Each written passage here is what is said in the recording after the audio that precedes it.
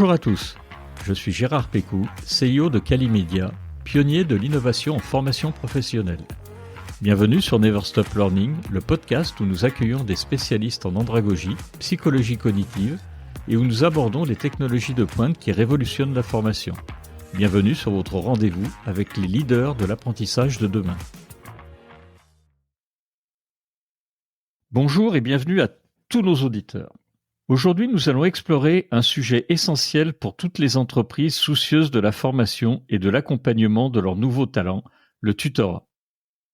Le tutorat joue un rôle crucial dans l'intégration des nouveaux arrivants, la montée en compétences des alternants et l'adoption de nouveaux processus au sein de l'entreprise.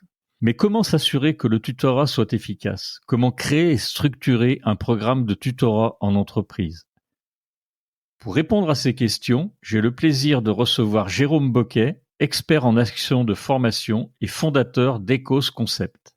Ensemble, nous discuterons des différentes formes de tutorat, des défis auxquels sont confrontés les tuteurs et des meilleures pratiques pour un tutorat réussi. Nous aborderons également comment structurer et appréhender le rôle de tuteur en entreprise de nos jours. Bonjour Jérôme. Bonjour Gérard. Alors, très heureux de t'avoir dans cet épisode pour parler de tutorat en entreprise. Je t'ai présenté, mais alors vraiment très brièvement en introduction. Est-ce que tu peux nous en dire quand même un tout petit peu plus sur toi? Il y a beaucoup d'auditeurs qui te connaissent certainement puisque les plus assidus t'auront reconnu notamment sur la vignette de l'épisode. Je suis dans le monde de la formation depuis une trentaine d'années, donc je dirige Ecos Concept que j'ai créé. On intervient sur nombreux sujets et il y a un sujet qui est apparu depuis plusieurs années, c'est les formateurs internes, tous les relais qui transmettent des connaissances, des valeurs, des habitudes. Et il y a un élément qui monte en puissance, c'est toutes les personnes qui accompagnent au quotidien et qu'on appelle les tuteurs. Et ça fait des années qu'on intervient pour ce public et c'est pour ça que j'ai trouvé important de témoigner par rapport à ce public qui est en lien avec les formateurs, mais qui a quand même un positionnement particulier. On va rentrer tout de suite dans le cœur du sujet. Est-ce que tu peux commencer par nous définir ce qu'est le tutorat et en quoi ça diffère du mentorat, par exemple, selon toi? C'est intéressant parce que le tutorat, c'est un professionnel ou une professionnelle qui prend en charge un nouvel arrivant et qui va le guider dans le développement des compétences, dans l'intégration des valeurs et des habitudes. Donc c'est quelqu'un qui, tout en travaillant, va partager des bonnes pratiques, des savoirs, des connaissances, des savoir-faire, etc. Là où le mentorat, c'est quelqu'un qui a de l'expérience et qui va en faire profiter quelqu'un pour le faire grandir. Hein, ça vient de Mentor, qui était celui qui a élevé Télémaque, le fils d'Ulysse. Donc les deux sont complémentaires, mais on va dire que le tuteur va accompagner sur la durée, pendant 1 an ou 2 ans, là où le mentor, ça peut être plus ponctuel. Mais c'est assez complémentaire. D'accord. Alors, il y a plusieurs formes de tutorat que l'on peut identifier. Quels sont les différents types de tuteurs que l'on retrouve sur le terrain en entreprise? Alors, on en retrouve 3 grands. Le plus connu, on va dire, c'est le tuteur d'alternant ou d'alternante ou d'apprenti. C'est quelqu'un qui va accompagner souvent soit un jeune, soit quelqu'un en réinsertion ou en reconversion. Et le point particulier, c'est qu'il y a un autre objectif qui est un diplôme, un mémoire ou autre. Et il y a un centre de formation. Le deuxième type de tuteur, c'est la personne expérimentée qui va accompagner un nouveau collègue qui arrive, nouveau collègue qui peut déjà avoir de l'expérience, de façon à ce que très rapidement, ce collègue ou cette collègue soit compétente. La troisième population qu'on retrouve maintenant, et on est sur du tutorat, c'est par rapport à des évolutions, des nouveaux processus, des nouveaux outils dans lesquels ça va être des référents qui, en situation de travail au quotidien, vont accompagner des personnes. Et puis on a aussi toute une population sur des compétences ou des savoirs critiques ou rares. Comment faire en sorte que ces personnes transmettent aux autres ce qu'ils savent sans forcément attendre les 3 mois qui précèdent le départ en retraite. On se dit, ah mon Dieu, on va les perdre, comment faire? Donc c'est au quotidien, dans l'entreprise apprenante, comment est-ce qu'on partage? Merci Jérôme pour ces précisions. Comment tu différencies le rôle et les responsabilités d'un tuteur par rapport à un manager? Alors, on met en place de nombreuses actions de formation en salle, à distance, sur des périodes courtes et longues. Et quelquefois, on a des participants qui sont inscrits, qui sont des managers. Et certains se rendent compte qu'ils sont managers du tutoré, mais c'est pas eux qui vont les accompagner au quotidien. Donc, on peut dire que le manager, c'est celui qui va être sur le quoi et le combien, c'est-à-dire l'atteinte des objectifs, la supervision générale, là où le tuteur ou la tutrice va être sur l'accompagnement individuel, la transmission de compétences, il va être plutôt sur le comment. Et on peut avoir un manager qui va sous-traiter à un tuteur ou à plusieurs, parce qu'on peut avoir dans le parcours plusieurs tuteurs ou tutrices, et c'est important d'avoir cette coordination entre les deux, de façon à ce qu'on ait bien le quoi et le comment. Je voulais te poser une question également qui était la suivante. Est-ce qu'il existe un référentiel de compétences nécessaire pour un tuteur? Alors oui, il y a un référentiel de compétences que le ministère du Travail, de l'Emploi et de l'Insertion a identifié, hein. C'est le référentiel de compétences qu'on peut trouver sur leur site et il met en avant le fait qu'il y a 3 grands domaines de compétences. Je les cite rapidement, hein. C'est accueillir et faciliter l'intégration, hein, et pas que l'accueil. C'est bien le début et la suite. On a accompagné le développement des apprentissages et l'autonomie professionnelle, c'est-à-dire apprendre, mais aussi savoir apprendre. Et le troisième, c'est participer à la transmission des savoir-faire et à l'évaluation des apprentissages, c'est-à-dire rendre l'autre capable d'eux. Et donc, il y a ce référentiel qu'on peut trouver à différents endroits et qui décrit après les actions que le tuteur ou la tutrice va mettre en œuvre. Et est-ce que tout ça, ça donne lieu à des certifications relatives aux compétences de maître d'apprentissage ou de tuteur, par exemple? Je crois qu'il y en avait une, mais est-ce que c'est toujours d'actualité? Ça va dépendre de ce qu'on appelle une certification, Oui. ça dépend du temps. C'est-à-dire quand on a des clients qui nous disent on a des tuteurs déjà expérimentés, on voudrait faire une réactivation et qui capitalisent leur expérience, on sera sur des actions d'une demi-journée à distance, une journée en salle, 2 jours. Oui, il existe des certifications, mais on va dire que ça va dépendre du temps qu'on va investir, de ce qu'on appelle un tuteur, parce que on va le voir après, il y a des formes extrêmement différentes entre un tuteur sur des machines, un tuteur en communication, un tuteur, enfin, donc il existe des certifications, mais à voir si elles sont adaptées par rapport au public de tuteurs que l'on accompagne. Alors, j'imagine que les tuteurs, et tu dois en avoir quelques exemples, ils rencontrent pas mal de défis. C'est quoi les principaux défis qu'ils rencontrent dans leur rôle? Alors normalement, un tuteur, il doit avoir plus de 2 ans d'expérience et être volontaire, mais il y a beaucoup de tuteurs qui sont volontaires, il y en a qu'on a désignés volontaires, il y en a qui ont rien contre le fait d'être tuteur. L'un des points principaux, et c'est important, c'est comment tu assures le retour sur investissement de ce qui va être fait pour le tutoré, bien sûr, pour l'organisation, mais aussi pour les tuteurs, parce que les tuteurs font en général ça en plus de leur travail. Tu vois, un formateur interne, il a des jours de formation qui sont dédiés, le tuteur ou la tutrice va accompagner en plus de son travail, donc c'est important qu'ils s'y retrouvent. Et souvent, ils sont compétents sur leur métier, ils connaissent le contexte, mais entre savoir le faire et être capable de faire monter en compétence quelqu'un d'autre, c'est pas pareil. Et donc, il y a beaucoup de tuteurs et tutrices qui ont essayé, puis finalement qui se disent oui, bon, bah, cette année, c'était chouette, mais pas forcément l'année d'après. Bah, ce qui va être important, c'est les grands défis qu'ils ont. Par exemple, c'est maintenir l'engagement, c'est-à-dire comment éviter que cet alternant, au bout d'un moment, il décroche pas. Souvent, ils ont tendance à montrer trop de choses. Surtout pour les alternants, parce que pour les autres tuteurs, c'est pas le cas. Il y a souvent des difficultés avec les écoles ou les centres de formation. Il y en a qui sont très présents, puis il y en a qui sont aux abonnés absents, et c'est un vrai souci dans l'accompagnement. Comment un tuteur peut maintenir l'engagement? Alors, je te propose qu'on y revienne tout à l'heure quand on va D'accord, parler des fameuses générations Z. d'accord, Hein, oui, voilà, donc mais maintenir l'engagement, ça va être éviter d'être là uniquement au début. Bonjour, bienvenue, puis après bonne chance, quoi. d'accord. C'est pour ça qu'il faut tenir sur la durée et ce retour sur investissement est important. C'est-à-dire, j'investis au début grâce aux bonnes techniques qui vont faire qu'il y aura un effet de levier, ce qui fait que très rapidement, ce tutoré qui est mon collègue, parce que c'est un salarié comme les autres, bah très vite, il m'apprend des trucs, il m'apporte des trucs. Enfin, j'ai un retour sur investissement. Si c'est je donne, je reçois rien en échange, et en plus mon manager me dit t'es en retard sur tes objectifs, l'engagement du tuteur il va pas durer, et puis l'engagement des tutorés non plus, hein. C'est vrai. Est-ce que, avec le tutorat, il y a un risque que ça soit mal vécu, d'ailleurs tant de la part du tutoré que du tuteur? On est comme dans toute relation de partage.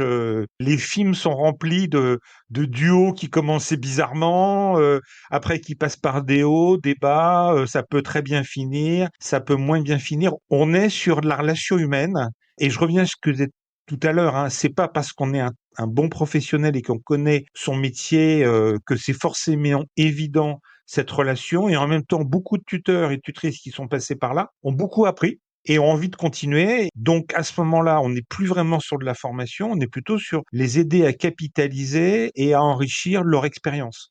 Ce qu'on a appris dans le tutorat, hein, quand on accompagne quelqu'un, ça marche aussi pour les enfants, dans le cadre sportif, dans le cadre associatif. Enfin, c'est une vraie expérience intéressante à partir du moment où on a les bons repères. Et est-ce que les entreprises, elles forment les tuteurs? Ou plutôt, d'après ton expérience, elles les lâchent dans la nature? Tu disais qu'il y en a qui sont désignés tuteurs tout à l'heure. Il y a des formations de tuteurs, les RH dans les entreprises les aident à prendre en main les tutorés, les alternants, les nouveaux collaborateurs, etc. Alors, je vais te répondre que 100% des gens avec qui on travaille mettent en place des actions pour les tuteurs. Je suis intervenu sur un site logistique dans lequel, moi au début, je pensais qu'on me faisait venir pour des tuteurs d'alternants. Et très vite, je me suis rendu compte que pas du tout, c'était des personnes expérimentées qui étaient chargées d'accompagner des nouveaux entrants, alors des CDD, des CDI, des intérims, et ils étaient très volontaires, mais leur manager ne tenait pas compte du fait que ça prenait du temps. Et donc, moi, je les ai fait travailler sur les meilleures pratiques, mais aussi on a fait remonter le fait que s'ils voulaient que ces tuteurs investissent sur les nouveaux entrants, il fallait leur dégager du temps pour le faire. Et à partir du moment où ça a été fait, ils avaient les meilleures pratiques et en plus, ils avaient le temps pour le faire. Mais oui, oui, il y a beaucoup d'entreprises qui mettent en place des actions. Alors, quelquefois, ces actions sont très... on leur présente des textes de loi, on leur présente le rôle du tuteur. La grande question des tuteurs, c'est je fais quoi quand? Qu'est-ce que je D'accord. fais le premier jour? Qu'est-ce que je fais la première semaine? Qu'est-ce que je fais si ou quand ou comment? C'est pas de la connaissance que veulent les tuteurs. Ce qu'ils veulent, c'est des choses concrètes, du partage d'expériences sans tout changer. Et donc, D'accord. c'est super intéressant. Et du coup, alors comment tu peux faire pour formaliser l'accompagnement des tuteurs en entreprise? Tu as un terme qu'on appelle l'onboarding ou Oui. l'embarquement. C'est bienvenue à bord. Et il y a eu des gros efforts qui ont été faits ces dernières années par beaucoup d'organisations sur faire en sorte d'avoir un onboarding digne de ce nom. Tu as encore les journées dans lesquelles tu as une succession de personnes qui viennent présenter des éléments, tu as des vidéos. Souvent, tu as quelque chose d'assez sympa quand tu arrives, en tout cas dans les grandes organisations. Ou alors dans les petites organisations, tu as quelqu'un qui va se rendre disponible pour t'accueillir. Et on te fait visiter, on te présente tout le monde, et on te montre tout, comme ça, tu es au courant. Mais après, ce qui va être important, c'est, OK, mais la semaine suivante, est-ce qu'on a prévu ton arrivée? Est-ce que quelqu'un était là? Est-ce que quelqu'un va te montrer comment ça fonctionne? Est-ce qu'on va te former? Et puis, est-ce que 15 jours après, ton tuteur, ou une semaine après, ou très rapidement, il va te dire comment ça va? Et puis, comment tu feras des points réguliers? Et puis, comment tu vas apprendre des choses? Parce que si je prends l'alternant, qui peut être différent du collègue, l'alternant, il a un objectif à la fin de l'année, à la fin des 2 ans, il a un lien. Donc, comment très rapidement, je vais me rendre compte que oui, je travaille au quotidien, mais j'apprends des choses qui vont me servir aussi après, si jamais je reste pas, qui me font grandir. Et pas uniquement, on m'a mis là et je travaille. Et alors, tu parlais de quelque chose qui était important, tu viens d'ailleurs de le réévoquer. Donc, il faut pas donner des informations très rapidement. C'est quoi, du coup, les meilleures pratiques pour éviter de surcharger un alternant ou un nouveau collaborateur avec trop d'informations dès le début? Alors, généralement, alors, on parlait d'onboarding, je l'ai vu dans pas mal d'entreprises, cette surcharge où on donne énormément d'informations le premier jour, tu y faisais référence. Et puis ensuite, la semaine d'après, c'est un peu plus mou. La semaine encore d'après, il y a plus grand-chose. Et la troisième semaine, on n'est plus rien. C'est quoi les bonnes pratiques pour éviter de... Un des éléments importants en pédagogie, c'est on retient en fonction de ce qu'on savait déjà. On a une mémoire de travail très limitée qui fait qu'on a du mal à retenir beaucoup d'informations nouvelles. Et donc le piège, c'est plus on t'en dit, moins il en reste. C'est le tuteur pensant bien faire qui t'explique en 2 heures 50 pratiques et qui s'étonne qu'après, tu sois pas capable de. Mais c'est clair aussi qu'on va pas faire le même intégration. Si on a quelqu'un, il vient de passer le bac, c'est sa première expérience professionnelle, J'ai un alternant, il est en 5e année, il fait des jobs d'été, ou alors il est en reconversion. Ou c'est pas un alternant, c'est un collègue qui arrive, ça fait 20 ans qu'il est dans l'environnement. C'est-à-dire lui ou elle, on va adapter parce que la majorité des points, il connaît déjà et on va plutôt travailler avec cette personne sur qu'est-ce qui est différent. OK, tu viens de l'univers de la distribution, tu arrives dans le monde de la logistique, bah, il y a plein de choses qui vont rester les mêmes, mais il y a des acronymes, il y a des termes qui vont changer. Et donc, ce qu'on va travailler, c'est la règle des 20-80, c'est-à-dire très rapidement donner l'essentiel qui sera utile pour bien démarrer. Hein, c'est les savoirs utiles, qui s'occupent de quoi, les règles du jeu. Qu'est-ce qui se fait chez nous? Bah, dans notre entreprise, il est bien vu de faire quoi? Bah, quand il y a un problème, je trouve la solution, je la mets en œuvre et j'en parle à mon tuteur. Bah, dans d'autres entreprises, parce que le métier le nécessite, non, non, il y a des risques. Donc, quand tu as une idée, tu m'en parles et on voit. D'accord? Donc, tous ces éléments qui vont permettre de bien démarrer en se disant, voilà, une fois qu'on a bien démarré, c'est quoi l'étape d'après? On fait beaucoup travailler les tuteurs sur comment tu vas organiser le mois, les 2 mois, les 3 mois, l'année. Un peu comme dans une formation, hein. Tu as D'accord. 3 jours de formation, tu donnes pas toute la théorie de la première heure. Tu vas Je suis d'accord. progressivement. Je suis d'accord. Et alors justement, comment tu vas préparer un parcours progressif pour un nouvel entrant ou un alternant? Alors déjà, on va partir du métier et de l'écart entre celui qui arrive, parce que le tutoré, c'est peut être un alternant ou pas, l'écart entre ce que fait déjà le tutoré et ce que tu attends de lui. Et si l'écart est grand, bah, tu vas y aller progressivement. Si l'écart est petit, ça va être plus facile. Ça dépend des compétences que la personne a déjà. Là, j'avais récemment un tuteur qui me dit, moi, j'ai quelqu'un qui vient d'arriver, il connaît mieux le métier que moi. Il connaît mieux les produits que moi. Par contre, moi, je connais mieux l'entreprise que lui. Et c'était intéressant parce qu'il disait, il m'apprend des trucs et moi, je lui apprends des trucs. Ensuite, y aller progressivement. Et puis, avoir un suivi. Et puis, surtout, aider à passer de je t'ai montré à tu es capable de. Dire, OK, je te sensibilise, je te montre, on fait ensemble. Et puis ensuite, tu fais. Et surtout, je débriefe avec toi pour t'apprendre. Parce que il suffit pas de montrer. Ça va être important d'avoir ces moments où on débriefe. On n'apprend pas en faisant. Donc de prévoir régulièrement des moments, qu'est-ce que tu as appris aujourd'hui? Qu'est-ce que tu as vu? Qu'est-ce que ça a donné? Parce que c'est ça qui fera cranter. Or très souvent pris par le manque de temps, c'est, on se côtoie, hein, donc des moments vraiment où on va débriefer, on va expliciter, on va capitaliser. C'est comme ça qu'on apprend. Ça paraît évident, mais beaucoup de tuteurs, n'y pensent pas, ne le font pas et s'étonnent que l'autre, il grandisse de façon assez lente. Je comprends pas, je lui ai tout montré et il fait pas. Bah non, Il tu fait l'as pas. surchargé d'infos. Comment tu vas l'aider à ce qu'il avance? Et est-ce que tout au long de ce process de tutorat, parce que je crois qu'on n'en a pas parlé, tu vas vérifier, tu vas tester que tout ça rentre bien. On reviendra sur les outils qui permettent ça tout à l'heure. Si je prends un exemple, le formateur, il est en salle, il est à distance, le tuteur, il est au quotidien, il est là. Donc, il va avoir des moments informels de regarder comment le tutoré s'en sort, être peut-être plus présent au début, le guider, être devant, puis à un moment donné être sur le côté, puis à un moment donné être derrière et suivre. Mais ce qui va être important, c'est de continuer à avoir ces moments réguliers où on échange et où on se parle. Et c'est pas parce que le tutoré va bien qu'on va le laisser tomber. Mais par contre, c'est plutôt lui qui va faire. Donc d'avoir et de ritualiser ces moments. Et puis de lui apprendre aussi à apprendre, de lui apprendre à débriefer, de lui apprendre, au début je le nourris, ensuite on échange, ensuite c'est lui qui me fait un retour. Et puis pas uniquement sur les savoir-faire techniques, aussi les savoir-faire relationnels, les savoir-y-faire, voilà. Et c'est là où très vite, la courbe d'expérience va permettre que ce tutoré qui est un collègue, alors si c'est un alternant, il n'est pas là certains jours, mais le tutoré qui est un collègue, il sera là dans le temps qui est prévu, hein, ça peut être temps partiel ou temps complet, et très vite j'aurai un retour, et très vite j'aurai un collègue capable et qui pourra m'aider, et avec qui la relation sera bonne. Alors, tu nous as dit que le débriefing jouait un rôle important dans le tutorat. Comment finalement tu vas faire avec le nouveau collaborateur, avec le nouvel alternant, des bons feedbacks? Comment tu vas l'aider à progresser, à grandir?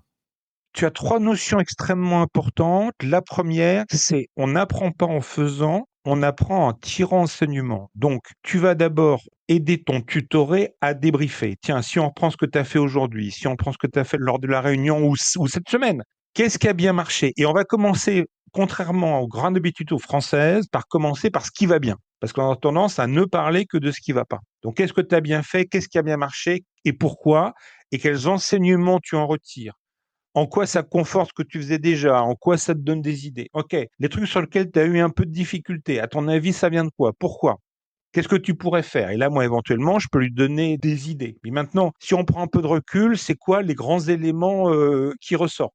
Et puis sur quoi tu souhaites qu'on s'entraîne, qu'on aille un peu plus loin, de quoi tu aurais besoin? Et au début, c'est moi qui vais diriger en tant que tuteur, parce que je connais le chemin.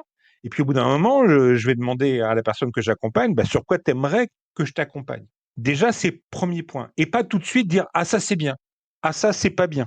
D'accord? Parce que là, dans ce cas-là, il apprend pas vraiment. Il apprend juste que par moment, tu as trouvé ça bien, à un moment, tu as trouvé ça moins bien. Deuxième point, c'est effectivement donner des feedbacks, donner des retours. Tu vois, Gérard, quand tu fais ça, bah, ça permet de faire ça, et bah, super, continue. Et d'être explicite. C'est bien ce que tu as fait. Voilà. Et ça peut être sur une action, sur une durée. Tu vois, Michel, ce que je trouve vraiment bien, c'est que à plusieurs occasions, dont celle-là et celle-là, tu es venu me solliciter alors que tu avais un problème, mais avant, tu as réfléchi à ça. C'est le comportement. Conséquence, bah écoute, ça te permet de progresser, génial, continue. D'accord? Et puis feedback correctif ou feedback constructif, là, tu es venu me voir sans avoir regardé sur l'intranet ou dans le mode d'emploi, bah, ça fait que c'est moi qui te réponds, regarde d'abord et puis comme ça, tu vas progresser. Mais il y a un autre point super important qu'on oublie souvent, c'est de demander du feedback à la personne qu'on accompagne. Au bout d'un moment, au bout de quelques temps, bah tiens, Alain, sur la façon dont je t'accompagne, qu'est-ce qu'on garde? Parce que ça marche bien, qu'est-ce qu'on fait évoluer? Qu'est-ce que tu veux qu'on change? Parce qu'on apprend aussi beaucoup en demandant aux gens qu'on accompagne. Tu sais, moi je te l'avais déjà dit, hein, j'ai tout appris en formation grâce à mes participants. Quand tu leur poses des questions, tu apprends plein de trucs. C'est vrai. Alors, on a beaucoup parlé, Jérôme, de la motivation des tutorés, comment on va les motiver, mais j'imagine que l'implication du tuteur, elle a un impact très important dans l'efficacité de l'accompagnement. Selon toi, comment peut-on motiver un tuteur à s'investir dans ce rôle? Déjà, on va reconnaître et valoriser que c'est un rôle important.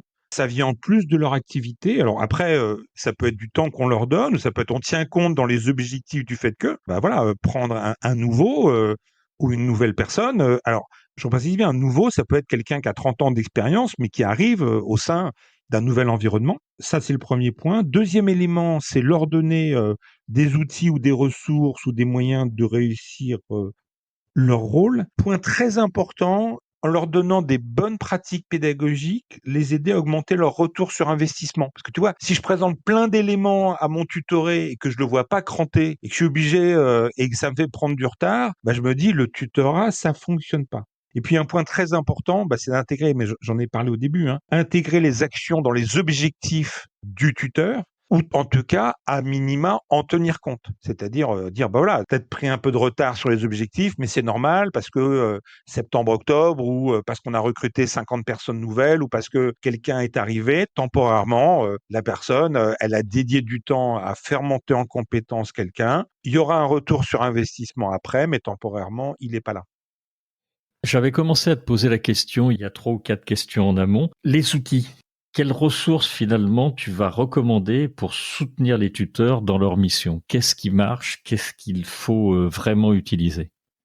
Ce qui est super intéressant, c'est de pas tout mettre à la charge du tuteur ou de la tutrice, c'est-à-dire à un moment donné de s'appuyer sur des vidéos, des documents, des choses qui vont permettre au tutoré d'avancer sans forcément que le tuteur lui tienne la main. Il y a aussi des outils, comme pour les autres collaborateurs, comme pour un manager, dans lequel on prévoit à l'avance les rendez-vous, les échanges, les points. Enfin, il y a aussi tout ce qui est circulation de l'information, c'est-à-dire comment je vais pouvoir aider la personne que j'accompagne à grandir. Est-ce qu'il y a des modules de formation en ligne? Est-ce qu'il y a des bonnes pratiques capitalisées? Ça, c'est le premier point.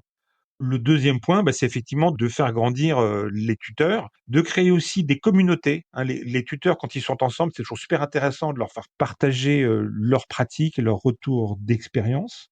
Et puis, bah, tout ce qui est faire en sorte que tuteur, ça soit un rôle à part entière. Mais pas trop d'outils. Parce que quand on met trop d'outils à la disposition de ces personnes dont c'est pas forcément le métier, au lieu de les aider, elles sont un peu perdues. Par contre, quelques outils, quelques fiches, des documents de synthèse, ce que c'est qu'un rapport d'étonnement qu'on fera faire rapidement avant que la nouvelle personne ait perdu la fraîcheur de son regard initial, c'est quoi les grandes questions qu'on pose au début de l'accompagnement et puis celles qui vont évoluer. Enfin, tu vois, tous ces éléments qui vont permettre de gagner du temps et de pas réinventer la roue systématiquement. Tu utilises des plateformes de gestion qui permettent finalement d'automatiser entre guillemets ça ou de garder cette information. Je sais qu'il y en existe, je pense alors basiquement aux plateformes LMS, mais il y a des sociétés qui se sont spécialisées dans les parcours d'apprentissage et qui sont des outils facilitateurs. Tu en utilises toi ou est-ce que tu en as recommandé? On fait que de l'intra-entreprise, c'est-à-dire qu'on accompagne de nombreux clients. À Mhm. chaque fois, c'est différent et donc on propose pas d'outils parce que on arrive dans un environnement et on va apprendre les outils qui sont D'accord. disponibles. Tu as des entreprises dans lesquelles il y a plein de choses, il y a des outils qui structurent, partagent d'informations. Tu en as d'autres dans lesquelles un bon vieux fichier partagé sur intranet ou un petit classeur peut être suffisant. C'est-à-dire que le but, enfin, notre approche, c'est de pas surcharger la barque et après, ce qui est important, c'est que ça dépend de l'investissement que l'entreprise ou l'organisation va faire par rapport à cet accompagnement des tutorés. Mais plus on met de choses en prérequis, moins c'est facile pour les tuteurs. Et toi, tu en as à conseiller? On a fait quelques épisodes où il y avait effectivement quelques outils, mais qui étaient plus centrés sur le partage d'expérience ou le fait d'apprendre à apprendre finalement. On était plus Oui. là-dedans. Oui, oui, dans le management des connaissances, dans l'entreprise apprenante, etc., il y a plein d'outils super intéressants. C'est un point aussi important, hein, mais quand on forme à la pédagogie les tuteurs et tutrices, clairement, dans les entreprises où les pratiques pédagogiques sont à jour et efficaces, pour eux, c'est facile d'appliquer ce qu'ils vivent déjà. Si par contre, dans l'organisation, on est plutôt sur des formations descendantes et classiques, pour eux, ils ont tendance à appliquer ça. Donc, si en tant que collaborateurs, avec leur manager, ils utilisent ce type d'outils, ils le feront facilement. On a un client, là, en ce moment, qui a ce type d'outils. Pour les tuteurs, c'est normal qu'ils l'utilisent avec les tutorés, parce qu'ils l'utilisent avec leur manager et avec leurs collègues. Dans d'autres organisations, ça n'existe pas. Il n'y a pas ça. Et donc, on va partir de l'existant et pas rajouter une surcouche cognitive. Je pensais en plus aux outils parce que tu as parlé d'onboarding. Souvent, effectivement, le tutorat, dans certains cas, on va partir de l'onboarding et il y a beaucoup de sociétés qui vont utiliser les plateformes de learning management system pour faire des parcours de formation hybrides et qui Bien vont sûr, être d'une grande utilité pour tout ce qu'on se absolument. dit. Comme ça, le tuteur pourra sous-traiter à ces plateformes tout un tas d'éléments. Oui, oui, absolument. Sur les fondamentaux, sur les éléments clés, d'avoir des repères, d'avoir des vidéos, d'avoir des textes, permet au tuteur de savoir dans son parcours qu'à un moment donné, il va dire à son tutoré, tiens, regarde ça, et puis on le bosse. Ça lui enlève de la charge de travail. Alors, encore faut-il que le tuteur soit dans un métier dans lequel il y a suffisamment de personnes dans la même boîte qui ont le même métier pour qu'il y ait cette formalisation. Parce que quand on dit tuteur, moi j'ai accompagné récemment un groupe d'une vingtaine de tuteurs qui intégraient des nouveaux entrants qui allaient devenir des collaborateurs à temps complet. Il y avait de l'investissement pour formaliser le parcours d'intégration. Si tu es tout seul dans l'entreprise à faire ton métier et que tu as quelqu'un qui arrive, tu seras un peu plus démuni sur tes particularités métiers. Dans les personnes qu'on va accueillir dans l'entreprise, il va y avoir des gens de la génération X, des gens de la génération Y, la nouvelle génération, alors ça sera plutôt pour les apprenants ou des très jeunes collaborateurs, la génération Z. Est-ce que tu t'adresses à toutes ces générations exactement de la même manière ou alors comment tu vas adopter le tutorat, notamment pour les jeunes générations qui arrivent sur le marché du travail? Les générations, ça fait 25 ans que nos clients nous en parlent. Ça Oui. fait 25 ans qu'on les écoute poliment parce qu'effectivement, c'est important. Alors c'est clair, il y a des évolutions qu'on peut voir, mais mon père, qui était né en 1930, avait les comportements d'un génération Z, sauf qu'à l'époque, c'était pas valorisé. Si on regarde dans le détail, parce qu'il y a des articles qui font le buzz sur les réseaux sociaux, mais c'est plus des projections de ses propres réflexions. Si on regarde en détail, ce qui change, c'est que les comportements valorisés évoluent. Les proportions de comportements dans la même classe d'âge changent. Mais ce qui va être important, tu vois, c'est de comparer ce qui est comparable. Si tu prends un Z de 20 ans avec un X de 60 ans. Non, faudrait comparer l'X de 20 ans et le Z de 20 ans. Et puis, prenons un alternant. Si tu as un alternant qui vit chez papa-maman et puis pour qui l'avenir professionnel est assez dégagé sur un métier recherché, bah, il n'aura pas la même façon de vivre que le jeune ou la jeune qui est charge de famille, qui est dans un endroit plus difficile, etc. Donc, ce qu'on va retrouver, c'est des différences de comportement. Par contre, si on regarde dans le détail, ce qui a vraiment changé, c'est l'arrivée du net permanent. C'est-à-dire de Oui. l'hyper connecté, l'hyper instantanéité, etc. Ils sont nés avec YouTube, ils sont nés avec Facebook. Alors que nous, qui en avons un peu plus d'années, on a découvert ça. Alors attention, hein, quel que soit l'âge, je peux être très connecté, mais certains sont très très connectés. Mais le plus important de mon point de vue, c'est l'environnement, l'incertitude, les crises. On leur dit que demain ça va être horrible, que tout va changer, et ils se rendent compte qu'effectivement, la relation au temps a changé. Alors si on rentre un peu dans le détail, c'est comme les autres. Ils veulent travailler pour vivre, des bonnes relations humaines, développer des compétences, avoir une stabilité, avoir un travail utile. Ça, c'est valable pour tout le monde. Par contre, ce qui a changé, ce qui a évolué, ils veulent par exemple, il y a plus de zapping. Mais pourquoi apprendre un truc où on me dit que dans 6 mois, ça sera mort? Et puis avant, tu devenais chef parce que pendant des années, tu avais fait le métier. Et maintenant, bah, ok, tu es leur manager parce que tu les manages. Si tu es leur manager parce que tu es là depuis longtemps et que tu n'as pas de valeur ajoutée, ta vie va être très compliquée. Si par contre tu les accompagnes, qu'ils apprennent des trucs avec toi, que tu les écoutes, que par moment tu leur dis bah oui c'est vrai là-dessus, puis par moment bah oui, mais attends je vais t'expliquer pourquoi c'est autrement. Autrement dit que tu es disponible, que tu les aides et que tu es utile, ça se passera super bien.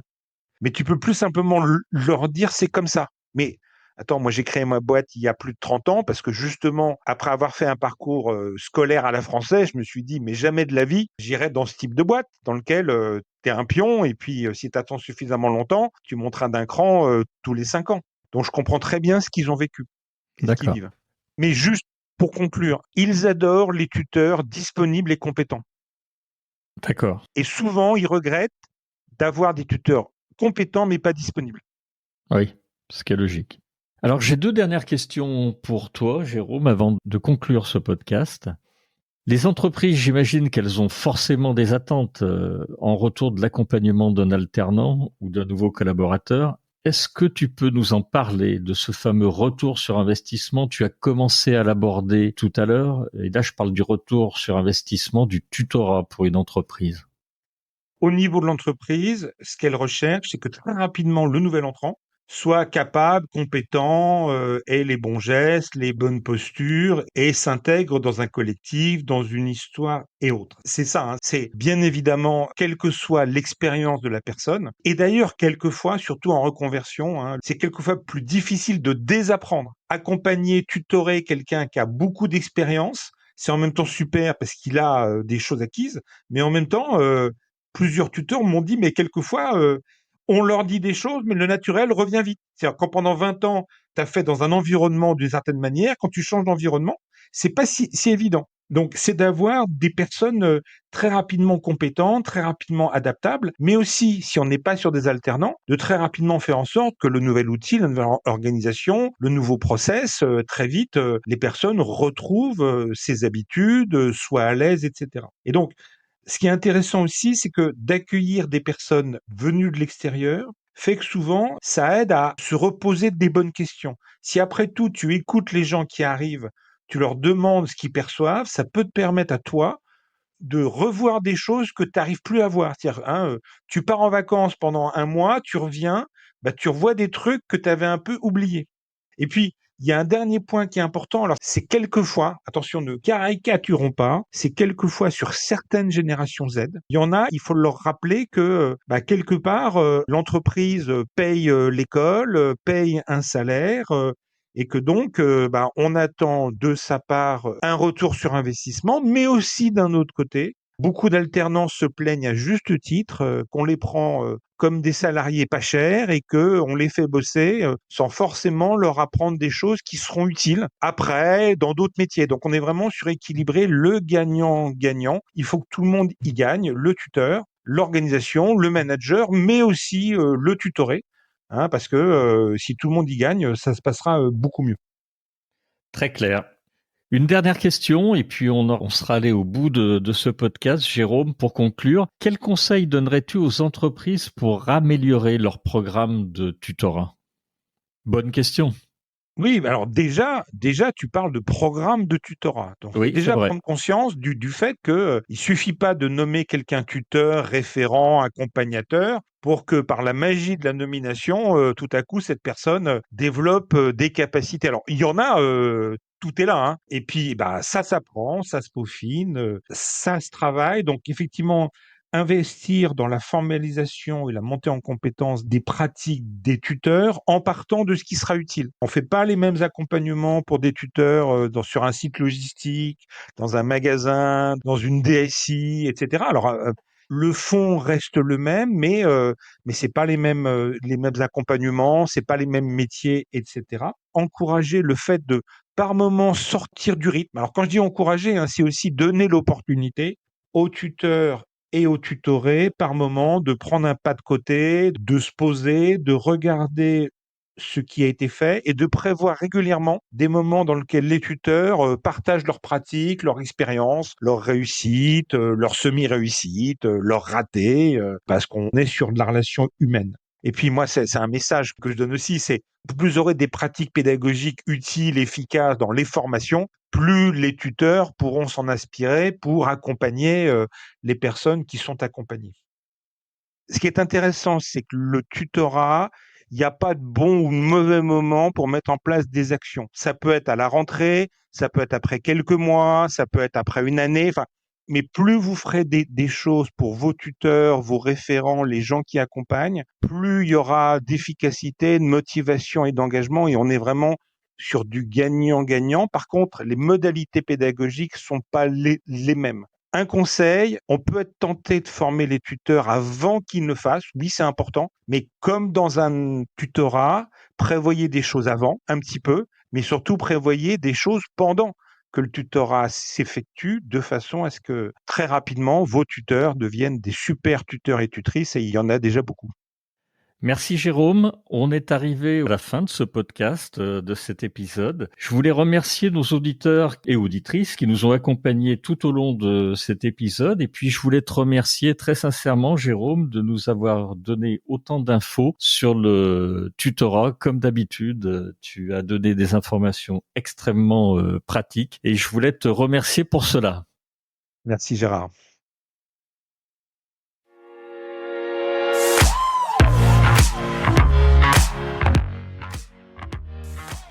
Merci de nous avoir accompagnés jusqu'au bout de cet épisode.